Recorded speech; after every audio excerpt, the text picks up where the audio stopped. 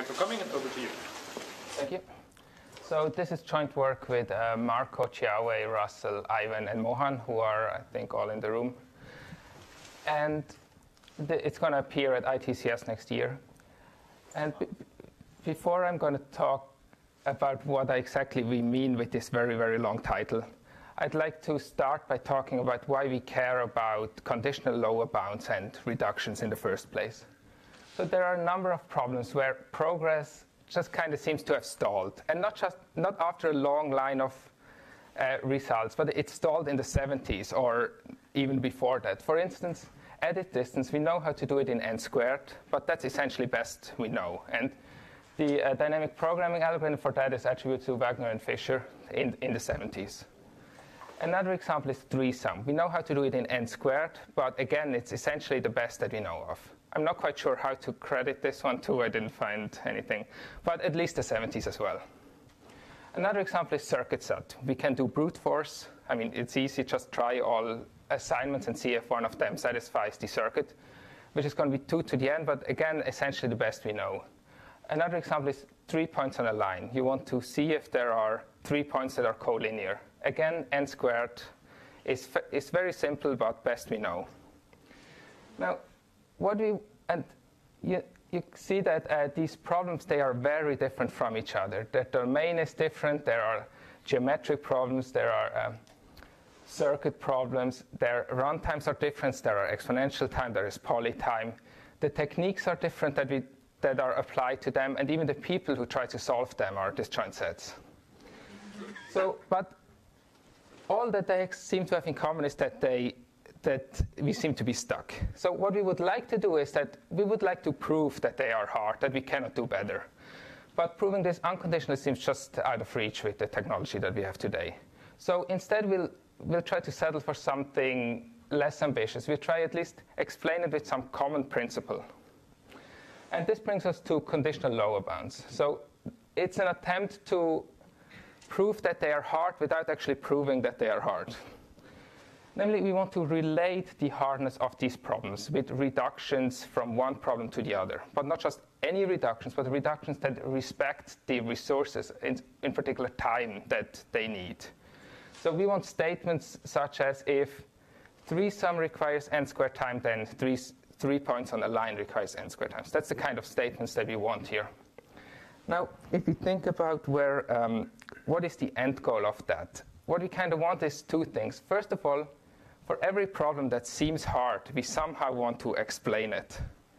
The other one is we don't want to assume too much. So we would ideally have one principle that explains the hardness of all of these problems.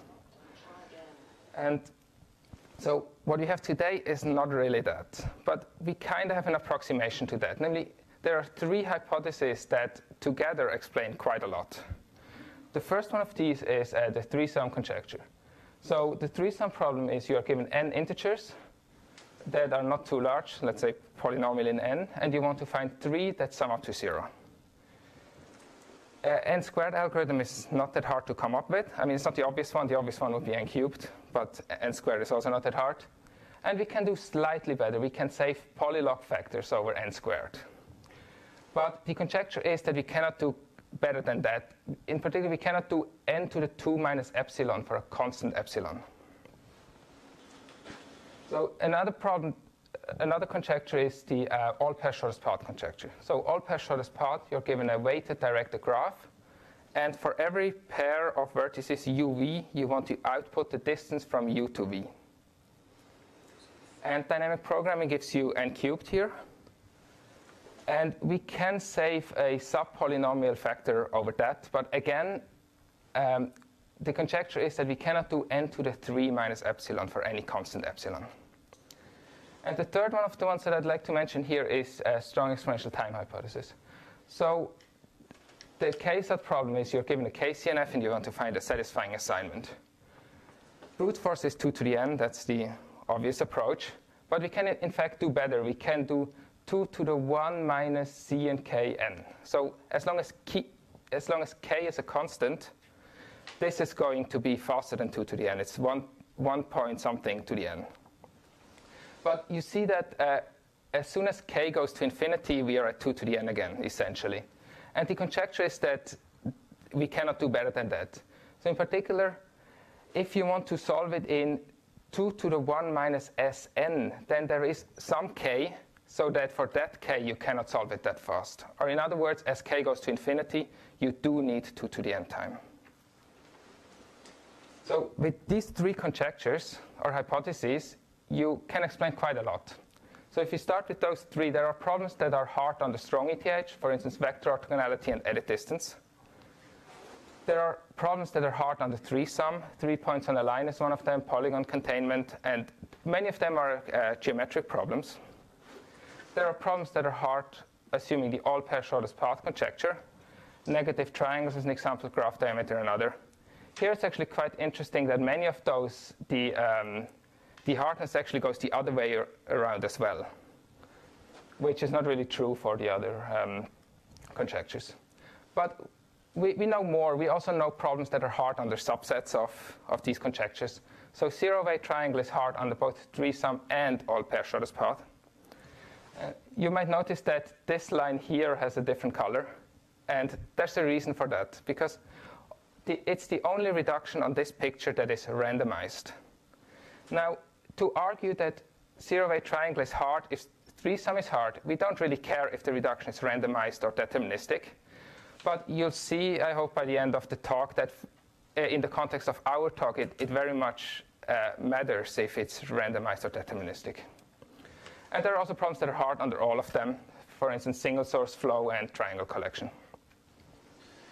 So now I outlined two goals that we want earlier. We want to explain every problem, and we want to have one common principle. So the question now is, so can we add other problems into this picture, and which problems can we add? And for the other goal, what we want is we want to find this one principle, and obvious candidates are just one of those three. So this raises the question, can we just reduce them to each other?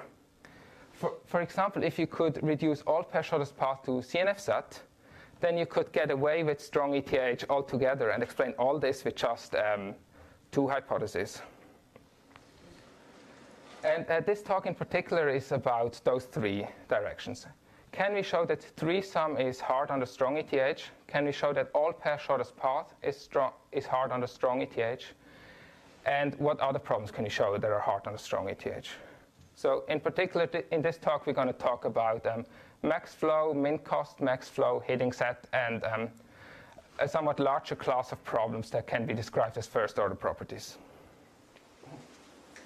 And in particular, the result is that we're going to show reasons why this is not possible. So that's where the non-reducibility in the title comes from. So, or in other words, we want to show that it's hard to show hardness. Okay, so the very first step in every lower bound is we need to understand what we try to rule out. So this brings us to the definition of a fine-grained reduction. So we are by no means the first to formalize that. And a fine-grained reduction always goes from a problem L1 at some time T1 to a problem L2 at time T2. And it's in some sense a Turing reduction that also respects the resources that we have. In particular, we want to relate the time T1 to the time T2. So what do we do exactly? So let's say we want to compute L1. So we have as input some x, and we want to decide if it's in the language and output 0, 1. But we don't do it directly.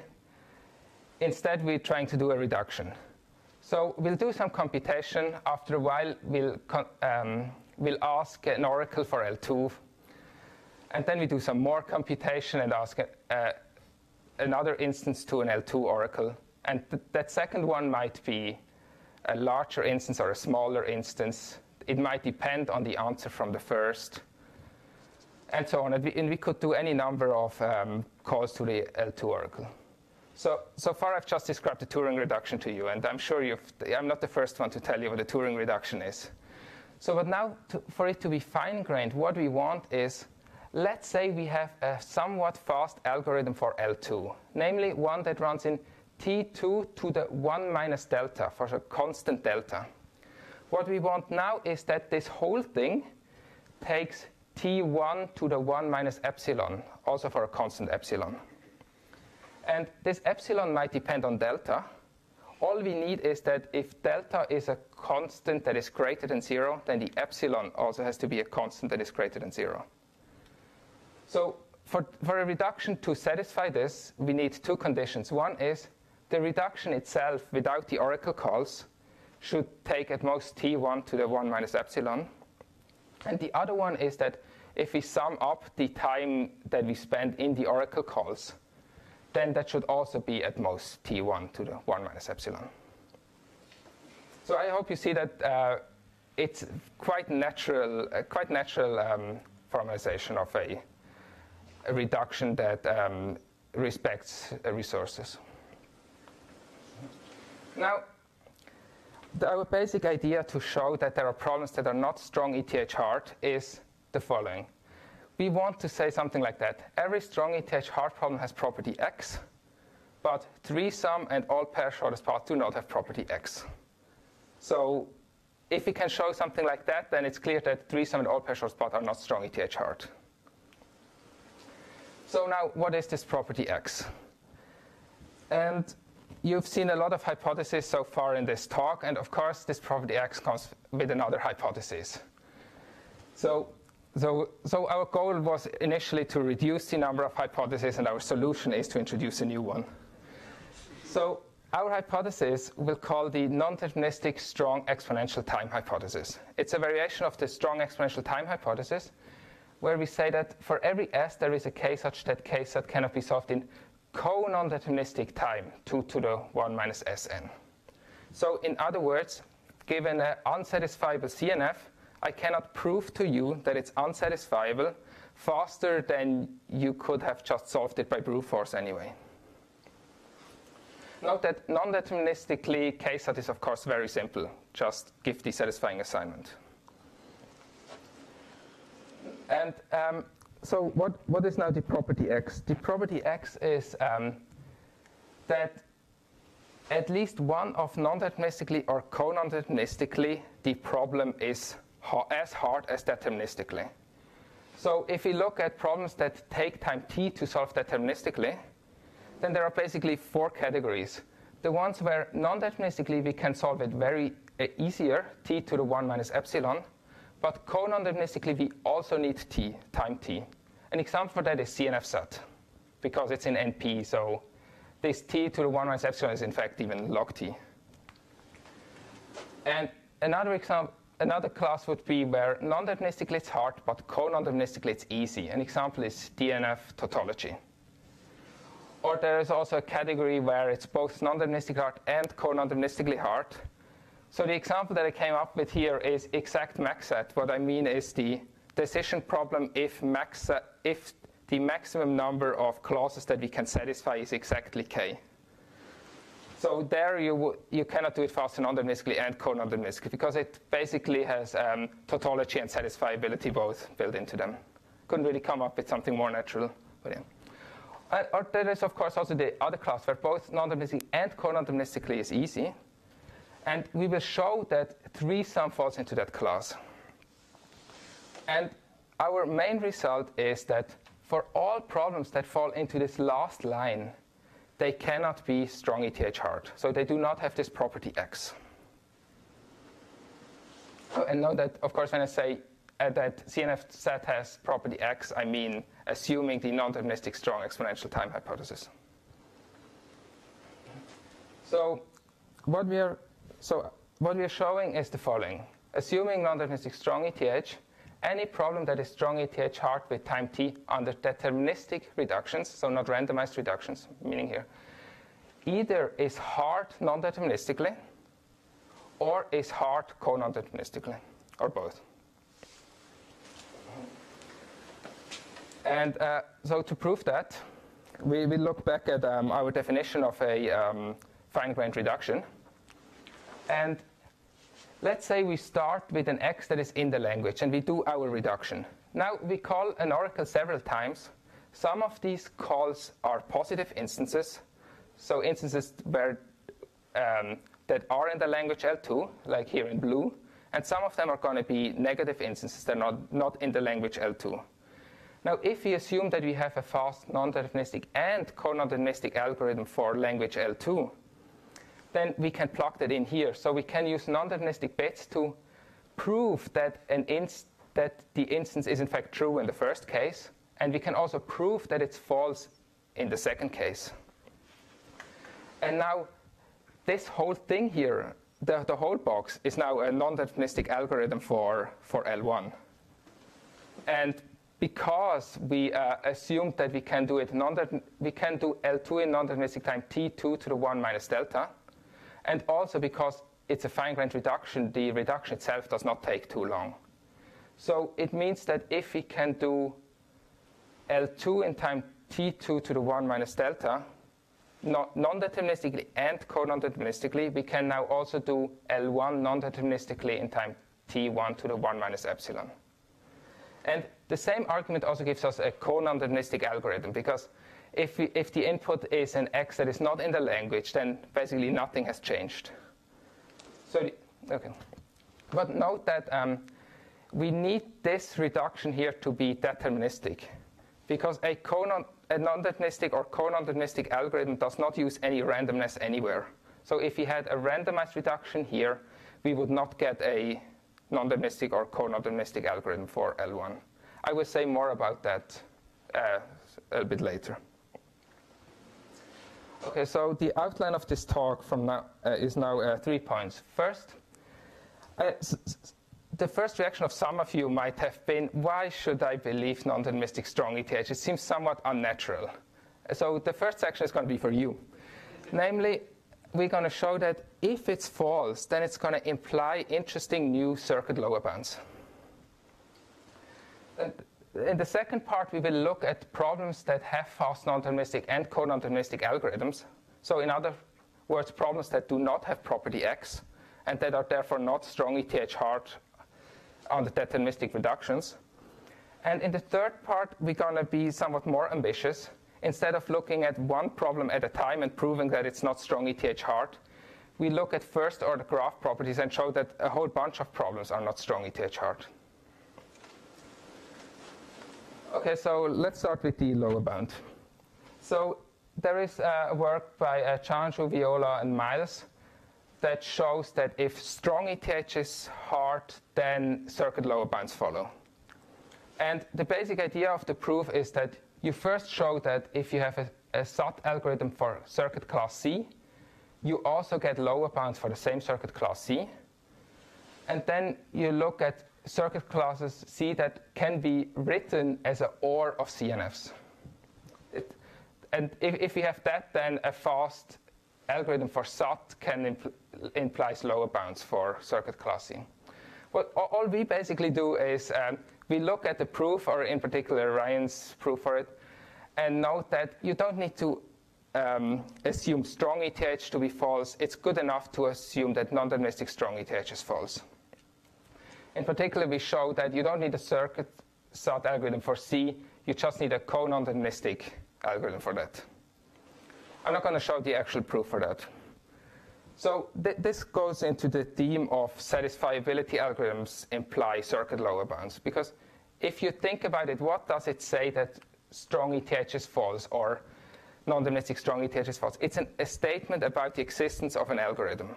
So if you say that ETH is false, then you're saying there is an algorithm for 3SETH that runs in time 2 to the epsilon n for every epsilon. If you say strong ETH is false, what you're saying is there is an algorithm for CNF-SETH, so that for every k, k-SETH is in time 2 to the delta n. Likewise, if you say that non-deterministic ETH is false, which I haven't defined before, but you'll figure it out what it means, that means that 3 tautology has a non-deterministic algorithm of 2 to the epsilon n. And likewise, if you say that non-deterministic strong ETH is false, you're saying there is a non-deterministic 2 to the delta n algorithm for k tautology. So these are statements about the existence of satisfiability algorithms. So what are the actual lower bounds that we get? So we have, if we take the circuit class C, something like linear-sized circuit or linear-sized series parallel circuits, then we can write them as OR of KCNFs. And so if we have a fast algorithm for KCNFs or even a co-nondeterministic fast algorithm for KCNFs, we get lower bounds for these classes. I leave it at somewhat vague what these lower bounds exactly are, but the important part is that they are open since at least the 70s. And they would be very interesting to prove those. So I should actually note, these lower bounds, these are things that we expect to be true. So this connection from non-deterministic strong ETH to these lower bounds is not an argument that non-deterministic strong ETH is true. It's an argument that disproving it might be hard.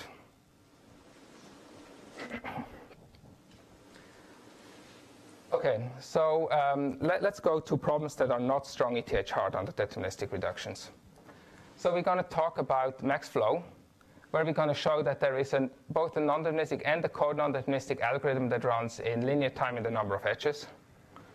We're going to look at min-cost max flow, where also a non-deterministic and co-nondeterministic algorithm that is linear in the number of edges. We look at threesum, where we'll show that you can do it in n to the 3/2. And at all pair shortest paths, which is going to be n to the 2.69. So let's start with the easiest, which is max flow. So I'm sure you're all familiar with the definition. You're looking for a flow from S to T so that there is not more flow on an edge than the capacity. And you want to maximize that. And so we are interested in decision problem because otherwise the distinction between non-determinism and co-nondeterminism doesn't really make sense anyway. So we ask, is there a flow of value at least k? Now, there is an algorithm that runs in times O of mn. And the question is, can we get it down all the way to O of m? And I mean, people believe that this is possible. There are also cases where it is possible. In particular, for instance, you can approximate it in linear time if it's an undirected graph. And so what we could possibly contribute in the realm of conditional lower bounds is saying, no, you cannot do that. So we want to do something like, no, you cannot do better than m times n. But the thing is, there is a O of m non-deterministic algorithm for max flow. This is fairly simple, right? You non-deterministically guess a flow. You check that it's indeed a flow, so that all the capacity constraints are met, inflow equals outflow and all that stuff. And you just check that it has the correct value. And that's not going to take more than O of m time. But you also get a fast co-nondeterministic algorithm to prove that there is no flow. You just guess a cut of value at least k. And again, checking that is not going to take more than linear time. So what we have shown is that max flow is not strong ETH hard for anything larger than O of m. So in particular, for something like m squared, you cannot show it to be a strong ETH hard under deterministic reductions, assuming the non-deterministic strong exponential time hypothesis. And if you disagree and you think, no, you can come up with such a reduction, then you'll also have to prove lower bounds for linear-sized circuits. So let's go to a slightly more complicated example. So min cost max flow. Here edges have capacity as before, but also a cost. And the cost is meant as a cost per unit flow, as in if you double the flow over an edge, you pay double the cost. And the goal here is to find a max flow. So the search problem is find a max flow that minimizes the cost.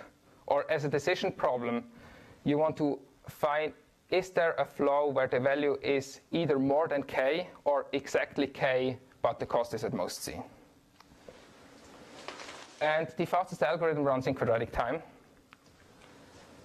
And I mean, this is a fairly general problem. So max flow is a special case. A min cost perfect bipartite matching is also a special case. So again, the non-deterministic algorithm is really simple. You just guess the flow and check. And but there is also a co-nondeterministic algorithm, and it's based on Klein's cycle cancelling algorithm. Namely, there is a lemma in the proof of that algorithm that says that there is given a flow, there is a flow of the same value, but smaller cost if and only if there is a negative cost cycle in the residual graph. But now we also have a co-nondeterministic O of M algorithm for finding negative cycles, which is quite simple. Namely, it follows from the Bellman-Ford algorithm. If you define a potential as a map from nodes to reals, such that for an edge uv, the potential of v is at most the potential of u plus the edge weight, then there is a negative weight cycle if and only if there is no potential. So this gives us the co-nondeterministic algorithm for min cost max flow. Namely, you first non-deterministically guess the min cost max flow. Then you certify that it's in fact the max flow by just guessing a cut, as before. And you certify that it's minimum cost by guessing a potential in the residual graph. And the whole thing is going to take O of M. So what have we shown? We have shown that min cost max flow is not strong ETH hard for anything larger than O of M. And again, if you think that you can find such a reduction and you don't believe us, then you'll also have to think about circuit lower bounds for linear size circuits. Okay, so let's go to three-sum and all pair shortest path. So the algorithm for those are fairly simple, and we call them list and count algorithms. So the basic idea is as follows. You take your original problem and you embed it into a problem that is somehow easier, but one that might have false positive solutions. Now you use your non-determinism to non-deterministically just guess all the false positives and check that all of them are indeed a false positive. So they are a solution in the easier problem, but not in the original problem. And you also count the number of solutions in the easy problems deterministically. So if that's not quite clear yet, it should be clear once we instantiate it with three-sum. So what's the three-sum problem again? You're given n integers and you want to find 3 that sum up to 0. And we think of m as polynomial in n. So n squared is the simple algorithm, and in fact, if m is small, you can do it in O of m, namely with a fast Fourier time-based algorithm. You can do it in O of m. So if m is in fact subquadratic, you're already done. You can do it in faster than n squared deterministically. And there is also a fast non-deterministic algorithm for three-sum. That's very simple. You just guess where the 3 numbers are and you check that they sum up to 0. So that's going to be sublinear if you have random access and linear if you don't, right? So non-determinism is easy. The question is, how can we prove that there are no 3 numbers that sum up to 0? And we do list and count. So what we do is we non-deterministically pick a prime p, and now we look at the problem modulo p. So in other questions, the problem modulo p is, are there 3 numbers that sum up to a multiple of p? And let t be the number of solutions that the instance has modulo p, which we also non-deterministically guess. Now we non-deterministically guess t triples of numbers, and we check that all of them, they sum up to 0 modulo p, but they do not sum up to 0 modulo nothing. So these are we check that they are indeed false positives. And as an extra step, we count the number of solutions modulo p and make sure that this number is in fact equals to t. So how long does this whole thing take? Non-deterministically guessing t triples and checking that they sum up to 0 modulo p takes times O of t. We just go through them and check all of them. And counting the number of solutions of a three-sum instance modulo p can be done in O of p with fast Fourier transform. So it's basically the same algorithm as the same fast Fourier transform algorithm as before, also works in this modulo P case. I'm not actually going to show how it works, but just believe me that you can do it in O of P. And now what I'm going to show you is that you can pick P roughly n to the 3/2, and then T is also going to be roughly n to the 3/2. So this whole thing is going to take n to the 3/2 at most. So to show that n to the 3/2 is enough, so consider the first n to the 3/2 primes. So the smallest one is 2. The largest one is something around n to the 3/2 times log n. And now, look, if you look at any 3 numbers in your instance, their sum is a number between minus 3m and plus 3m. So it's going to have at most log of 3m or O of log n many prime factors. This means that on average over all these primes, there can be at most n cubed log n many. So the sum over all these primes in this range can sum up to at most, they appear at most n cubed log n many times as prime factors in the sum of 3 numbers. So on average, because there are n to the 3/2 many primes, an average prime will have n cubed over n to the 3/2, which is n to the 3/2 many false positives. And in particular, since we have non-determinism, if we just non-deterministically guess the prime P that has the fewest false positives, it's going to be a number that is less than n to the 3/2, and the number of false positives is also less than n to the 3/2, which concludes the proof. So I'd like to say a little bit more. Okay, so what have we shown? We have shown that 3-sum is not strong ETH hard for anything larger than n to the 3/2. So in particular, it's not hard for n squared. So under deterministic reductions, assuming non-deterministic strong ETH. So of course, what is absolutely possible is that 3-sum actually takes times n to the 3/2, and that it's strong ETH hard to improve over that. I mean, we didn't rule out that. What we ruled out is that it's hard at n squared. And again, if you don't believe us, then you'll have to find new lower bounds for linear-sized series parallel circuits. Or find a randomized reduction. Or find a randomized reduction, yeah. If you don't believe us that there are no deterministic reductions, then you have to do that. Or find a randomized reduction that you can do that, exactly. So there are many ways of disproving that made any sense what I'm talking about. But yeah. Something in NSETH is not hard, right?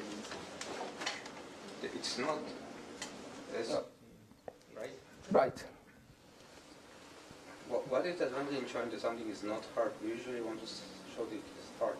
Right? Well, the advantage is that every talk about conditional lower bounds in the last few years, on the open problem slide, the last slide, it said it would be really nice if we could show that 3-sum is strong ETH hard. And what we are saying is maybe, but it's going to be a lot harder than you think. Don't go. Well, yeah, I mean, you can think of it in many ways, right? Or the other one is that if you actually come up with that reduction, it's going to have even more consequences that you thought at the beginning. So I'd like to say a little bit more about this number n to the 3/2, this 3/2. That's actually quite interesting number. One is that there is, in fact, a fine-grained reduction from subset sum at time 2 to the n-half to 3-sum at time n to the 3/2. Now, so what this means is that if you could improve the co-non-deterministic algorithm for 3-sum to 1.4 n to the 1.4 something, you would also have shown that subset sum is not strong ETH hard at time 2 to the n-half, which we don't know yet. And the other reason why n to the 3/2 is kind of interesting is the decision tree complexity of 3-sum is also n to the 3/2. And so I cannot really formally connect them. I can just really put it on the slide and say, isn't that spooky? So So there is no real formal connection here, but it seems a weird coincidence. So let's talk about all-pair shortest path. So again, the problem is you're given a weighted directed graph, and you want to find the distance of every pair UV. So, and the Floyd-Warshall algorithm is n-cubed dynamic programming. And what we do is, instead of actually tackling this problem directly, we give a co-nondeterministic algorithm for the zero-weight triangle problem. And if you remember this picture, zero-weight triangle was right here. So it's hard under all-pair shortest path. So if you can show that zero-weight triangle is not strong ETH hard, then all-pair shortest path is also not strong ETH hard, because fine-grained reductions, you can compose them. But note that we wouldn't get 3-sum for free, because that was a randomized reduction. So what is the zero-weight triangle problem? You're given a weighted graph, and all weights between -m and m, and you want to find a triangle so that their weights sum up to 0. Now the trivial algorithm is n-cubed. Just go over all triples and check if their sum is 0. And yeah, and and that's also the time that it is all-pair shortest path hard at. Now, if we consider the problem modulo p again, where we just take a prime p and take all the numbers modulo, it turns out that you can do zero-weight triangle modulo p and time O of p times n to the omega, where omega is the matrix multiplication exponent. I'll show how to do that in a minute. So the list and count algorithm for that is, again, non-deterministically zero-weight triangle, very simple. Guess the 3 nodes, check that they sum up to 0. We're only concerned with co-nondeterministic algorithm for it. So, and the algorithm goes as follows. So you non-deterministically pick t and a prime p, as before. You non-deterministically guess t triples of vertices, and you check that they sum up to 0 modulo p, the triangle defined by these vertices, and you check that they do not sum up to 0 modulo nothing. And you also count the number of solutions modulo p and make sure that's t, so that your list that you guessed is complete. So how do you actually count the number of solutions modulo p? So we've seen that for 3-sum, well, we haven't really seen, but for 3-sum, the fast algorithm to do it modulo p is fast Fourier transform. We also know that the algorithm to find triangles in a graph is matrix multiplication. So to find matrix multiplication, to find triangles that sum up to 0, we just do both at the same time. Namely, the idea is as follows. We define a matrix so that the entry ij is the polynomial x to the weight ij, modulo p. And now we compute a cubed. And that's going to take time p times n to the omega. So n to the omega because we're multiplying matrices, and times p because every multiplication in our algorithm is actually the multiplication of 2 polynomials of degree at most p. So it's going to take O of p. Now, given a to the 3, we just check the diagonal entries like we would when we try to find triangles. And we sum up the coefficients in the diagonal of x to the 0, x to the p, and x to the 2p. So at x to the 0, there should be all the number of triangles I is in, so that this sum is 0. And the coefficient of x to the p should be the number of triangles that I is in, so that the sum is p. And x to the 2p, the sum will be 2p, right? So these are all the instances where the sum is 0 modulo p. Note that it cannot go to 3p because we started with numbers smaller than p. And a similar argument as we did for 3-sum, where we count the number of prime factors and so on, gives us that the number of false positives is going to be something like n cubed over p, where p is the largest number. So what we now do is we non-deterministically guess all the false positives in time O of t. We count the number of false positives in times p to the n to the omega. And if we pick p something like n to the 0.31, we get that the max is n to the 2.69. That's after plugging in a concrete value for omega. So this has only been zero-way triangle. We haven't really done all pair shortest path yet. But if we just use the fine-grained reduction from all pair shortest path to zero-way triangle, we get that we can do all pair shortest path in time n to the 2.9. And you see that we actually lose something in the exponent. And you should not be surprised by that, because all pair shortest path is a functional problem. Its output is an n by n matrix. Zero-way triangle is a decision problem. Its output is 1 bit. So of course you need to call your oracle multiple times. Otherwise, how would you ever get an n by n matrix? But the thing is, we don't actually need that. What we are interested in is in a non-deterministic algorithm for all pair shortest path. So we can actually do a non-deterministic reduction where we first guess the correct solution and then just verify that our guess was correct. And if you do that, you can actually show that you also get the same n to the 2.69 in the exponent. Okay, so what have you shown? We have shown that all pair shortest path is not strong ETH hard at times n to the 2.69 plus epsilon on the deterministic reductions, assuming non-deterministic strong ETH. And again, if you disagree and you think that you can come up with one, then you also have to think about linear-sized circuits.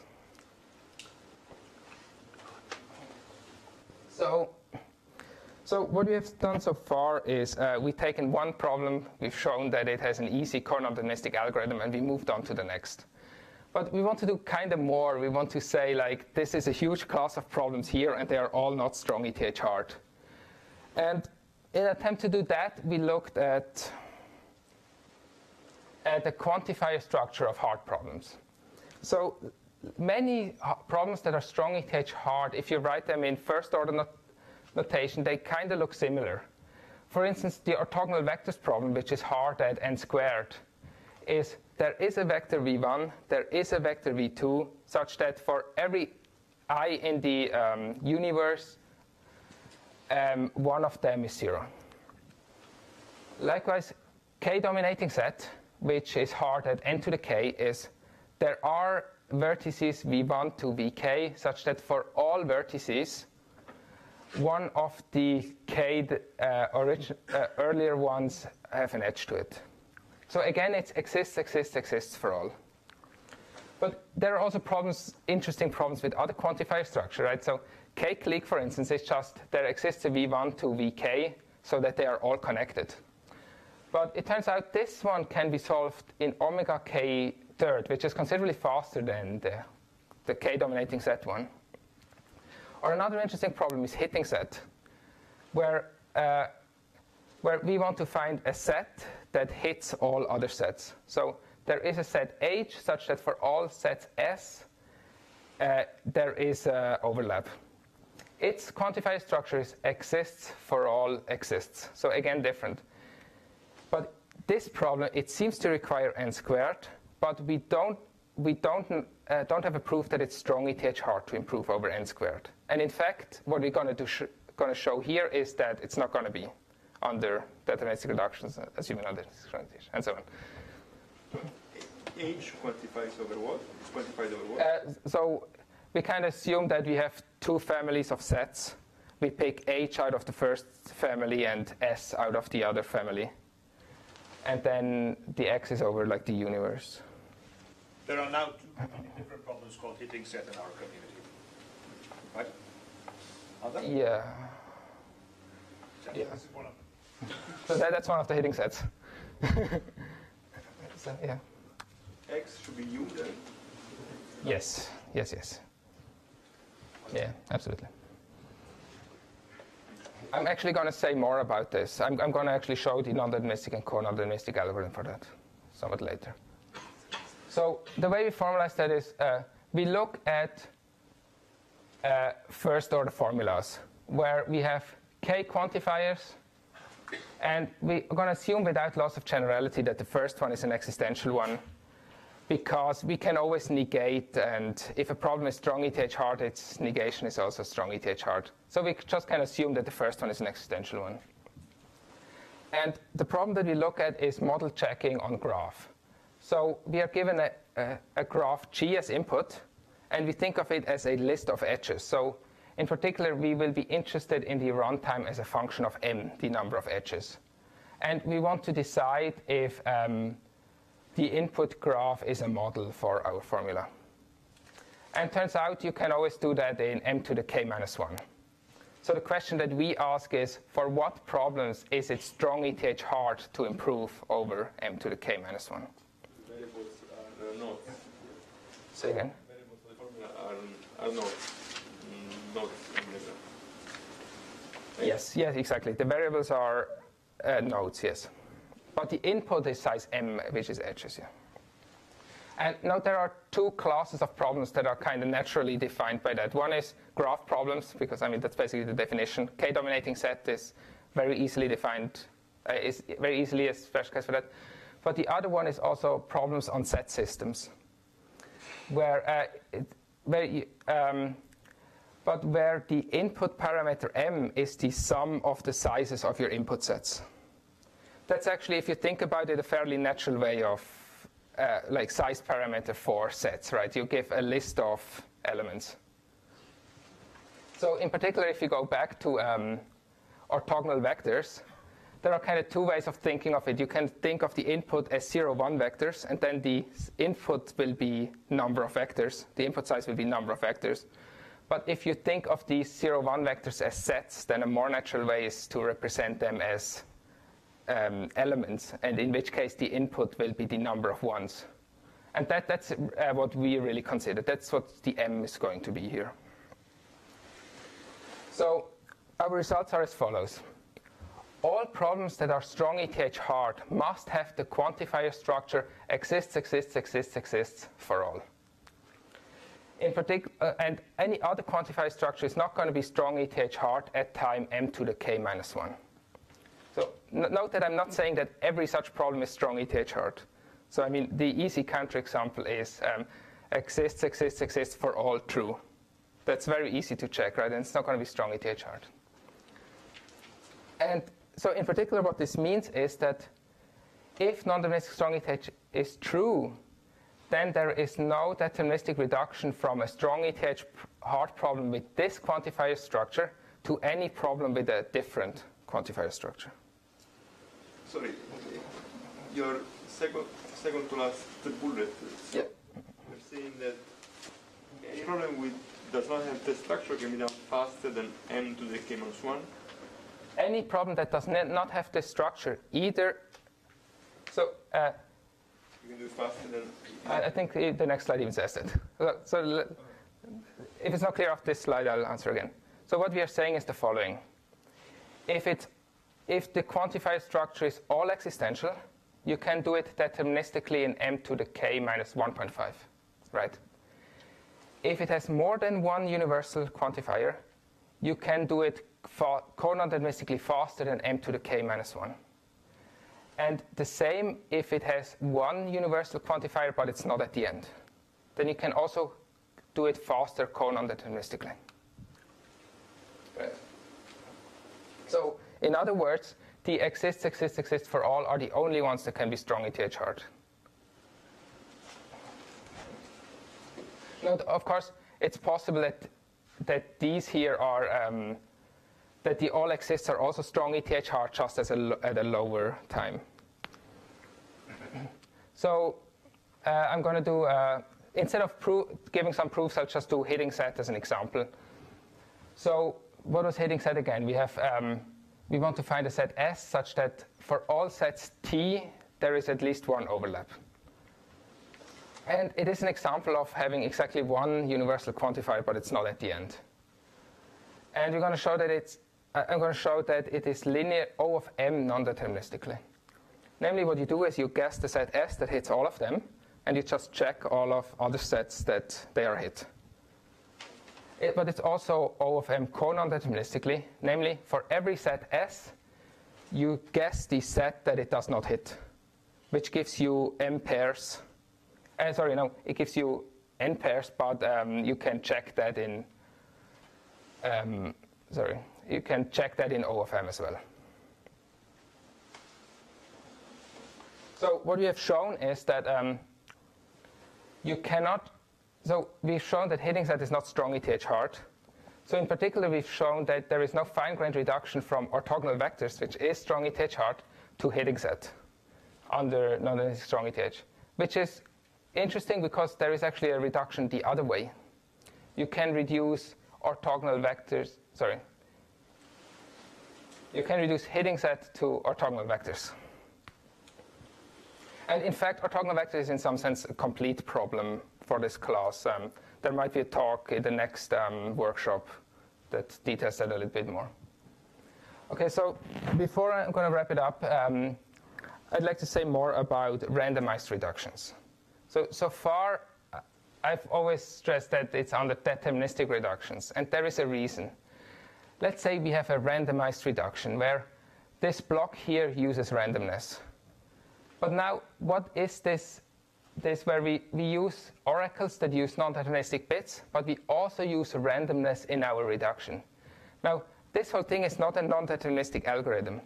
What it is instead is a Merlin-Arthur algorithm. So where a correct proof is going to be accepted with high probability, which is the definition of Merlin-Arthur. So and a fast Merlin-Arthur algorithm for CNF-SAT does not contradict the non-deterministic strong exponential time hypothesis. So what is the solution here? We could make a new conjecture, Merlin-Arthur strong ETH, that CNF-SAT in fact does not have a fast Merlin-Arthur algorithm, and that's exactly what we did. But then we sent the draft to Ryan, and within half an hour the answer came back that no, that does have a 2 to the n-half algorithm. So that was a bad idea. This is Merlin-Arthur strong sense. Merlin speaks once, and then after there's a computation. Yes. Yes. Right. So there is a fast Merlin-Arthur algorithm for SAT. So Merlin-Arthur strong ETH is just false. Note that not all forms of randomness are a problem. So if you have a zero error reduction, that's still okay. So what did you do instead? What is the MA algorithm for CNF-SAT? You'll have to bug Ryan about that. He's writing it up now or so. Yeah. Okay, so what we do instead is we just come up with a different hypothesis that does not contradict the fact that there is a fast Merlin-Arthur algorithm, but is still stronger than non-deterministic strong ETH. And what we came up with is the non-uniform, non-deterministic strong exponential time hypothesis. So they get longer and longer, as you can see. And the conjecture here is that for every S, there is a K such that K-SAT does not have small non-deterministic circuits. So they do not have 2 to the 1 minus Sn non-deterministic circuits. As far as we know, this hasn't been disproven yet.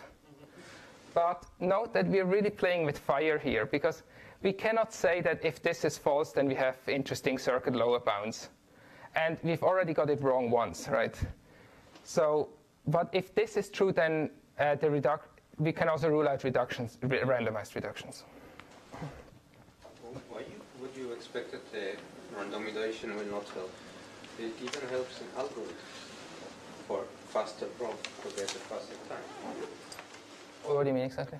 I mean, there are problems like, I guess, the median, where you have 2n expected and you cannot do it in 2n.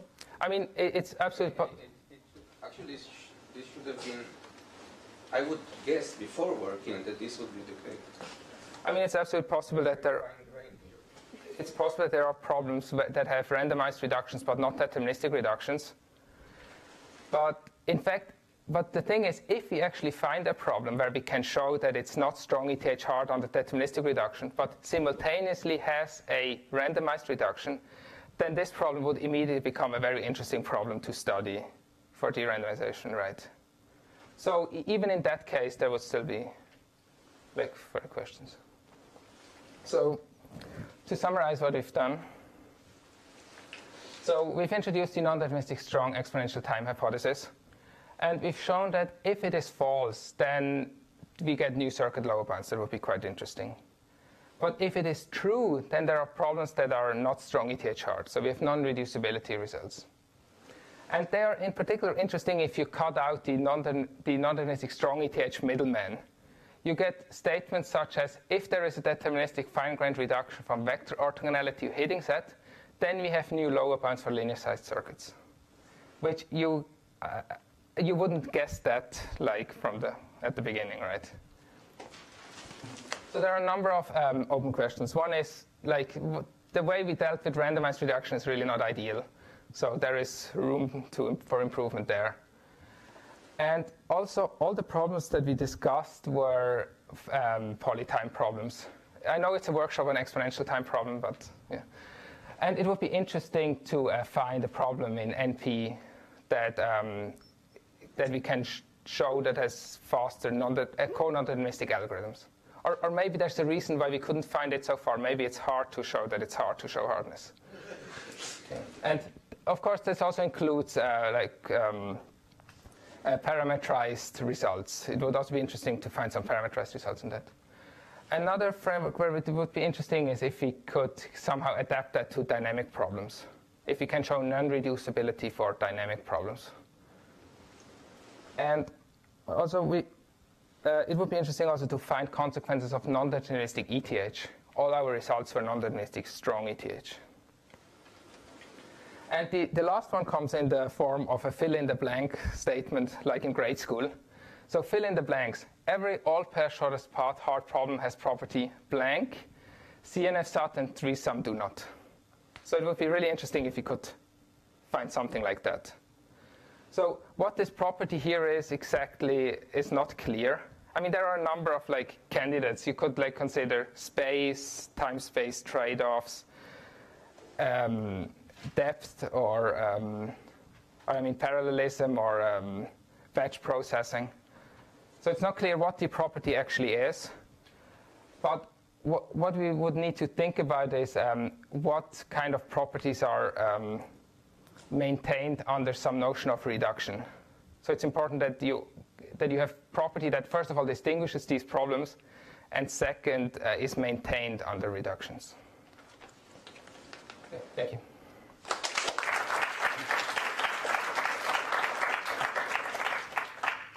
Thank you very much, Stefan. Questions?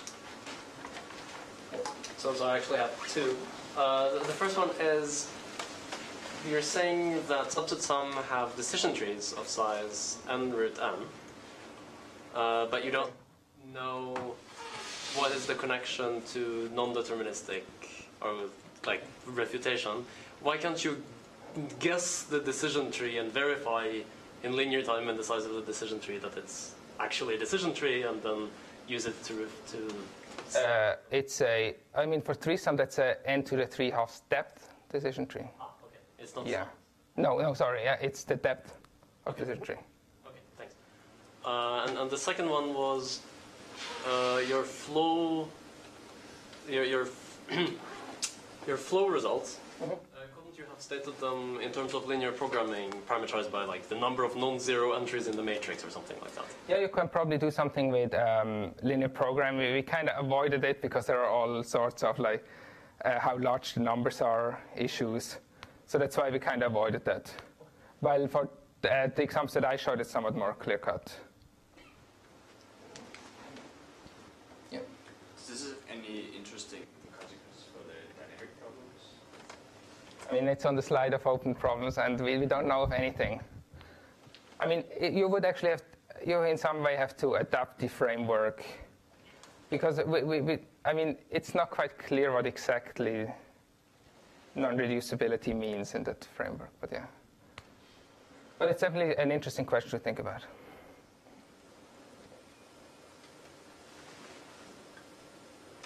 Others?